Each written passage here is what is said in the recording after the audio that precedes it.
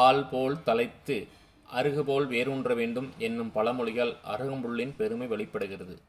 அத்தகைய பெருமைமிக்க நீண்டு வளர்ந்துள்ள அருகம்புல் மாலை அணிந்தவரை எனக் கொள்ளலாம். குருதித் தொகையில் அருகு என்பது அருகம்புல் மாக்கொடி யாதுகை எனவும் காணப்படுகிறது. மாக்கொடி என்று சொன்னால் நீள வளர்ந்த கொடியான அருகு என்று பொருள். அருகு கசப்பான மருந்து வகைகளுள் ஒன்று. இது பல நோய்களுக்கு மருந்தாகவும் உள்ளது. இதற்கு மூதாண்டம், தூர்வகை, மேகாரி, பதம் என்று வேறு பெயர்களும் காணப்படுகிறது. இறைவன் மகேந்திரமலையில் இறைவேதங்கள், வேத ஆகமங்கள் முதலியவற்றை அருளினார்.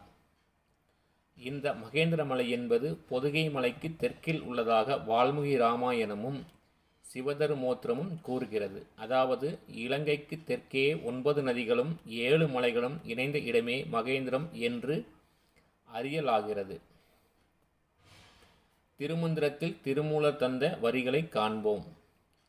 வேதமோடு ஆகமம் மெய்யாம் இறைவன் நூல், ஈரான கன்யாகுமரியே காவிரி, வேரான நவதீர்த்தம் மிற்குள்ள வேற்பு எழுமின், பேரான வேத ஆகமம் பிறத்தலால் மாறாத தென்திசை வையகம் சுத்தமே.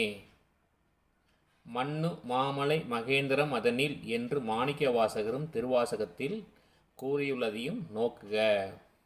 அதாவது அந்த நம்ம மகேந்திர மலைன்னு சொல்கிறீங்களா, மகேந்திர மலையை திருமூலர் திருமந்திரத்தில் இவ்வாறு குறிப்பிடுவதாக நம்முடைய ஆசிரியர் நமக்கு குறிப்பிடுகின்றார். அந்த வரிகள் மூலமாக நமக்கு எப்படி அந்த மகேந்திர மலை எங்கு இருக்கிறது, மகேந்திர மலை எவ்வாறு எல்லாம் குறிப்பிடப்பட்டிருக்கு என்பதை பற்றி குறிப்பிடுகிறார்.